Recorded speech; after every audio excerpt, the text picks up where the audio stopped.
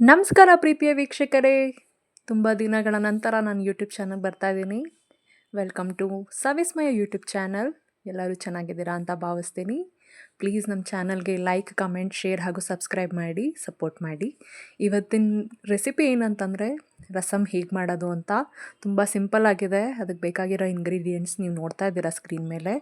ಮೊದಲಿಗೆ ಒಂದು ಕುಕ್ಕರ್ ಇಟ್ಕೊಳ್ಳಿ. ಅದಕ್ಕೆ 2-3 ಟೇಬಲ್ ಸ್ಪೂನಷ್ಟು ಎಣ್ಣೆ ಹಾಕ್ಕೊಂಡು ಸಾಸಿವೆ ಹಾಕ್ಕೊಳ್ಳಿ, ಒಣಮೆಣ್ಸಿನ್ಕಾಯಿ, ನಂತರ ಜಜ್ಜಿರೋಂಥ ಬೆಳ್ಳುಳ್ಳಿ ಹಾಕ್ಕೊಂಡು ಚೆನ್ನಾಗಿ ಹುರ್ಕೊಳ್ಳಿ. ನಂತರ ಅದಕ್ಕೆ ಇಂಗು ಹಾಕ್ಕೊಂಡು ಸಣ್ಣದಾಗಿ ಹೆಚ್ಚಿಟ್ಕೊಂಡಂಥ ಟೊಮೆಟೊ ಹಣ್ಣು ಹಾಗೂ ಕರ್ಬೇವಿನ ಸೊಪ್ಪನ್ನ ಹಾಕಿ ಅದನ್ನು ಚೆನ್ನಾಗಿ ಫ್ರೈ ಮಾಡಿಕೊಂಡು ಕಟ್ ಮಾಡ್ಕೊಂಡಿರೋಂಥ ಕೊತ್ತಂಬರಿ ಸೊಪ್ಪು ಹಾಗೂ ಕಲ್ಲುಪ್ಪನ್ನು ಹಾಕ್ಕೊಂಡು ಚೆನ್ನಾಗಿ ಫ್ರೈ ಮಾಡ್ಕೊಳ್ಳಿ. ನಂತರ ಅದಕ್ಕೆ ಚಿಟಿಕೆ ಅರಿಶಿನ ಪುಡಿ, ಸ್ವಲ್ಪ ನೀರು ಮತ್ತು ರಸಮ್ ಪೌಡರ್ ಸಿಗುತ್ತೆ ಅಂಗಡಿಗಳಲ್ಲಿ, ಅದನ್ನು ಬಳಸಿದ್ದೀವಿ ನಾವು. ಸೊ ಅದನ್ನು ಹಾಕಿ ಟೇಸ್ಟ್ ನೋಡ್ಕೊಳ್ಳಿ.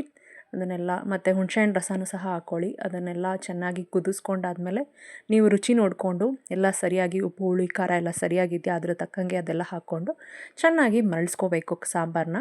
ಮರಳಿದ್ಮೇಲೆ ಅನ್ನ ಜೊತೆ ಕಲ್ಸ್ಕೊಂಡು ತಿನ್ಬೋದು. ತುಂಬ ರುಚಿಯಾಗಿ ಬಂದಿದೆ ರಸಮ್ಮು. ನೀವು ಮನೇಲಿ ಟ್ರೈ ಮಾಡಿ. ತುಂಬ ಈಸಿ ಆದಂಥ, ಸಿಂಪಲ್ ಆದಂಥ ರೆಸಿಪಿ, ಬೇಗ ಆಗೋಗುತ್ತೆ. ಹೀಗೆ ಹೊಸ ಹೊಸ ರೆಸಿಪಿ ಬೇಕಂತಂದರೆ ನಮ್ಮ ಚಾನಲ್ಗೆ ಲೈಕ್, ಕಮೆಂಟ್, ಶೇರ್ ಹಾಗೂ ಸಬ್ಸ್ಕ್ರೈಬ್ ಮಾಡಿ ಸಪೋರ್ಟ್ ಮಾಡಿ. ತುಂಬ ಥ್ಯಾಂಕ್ ಯು.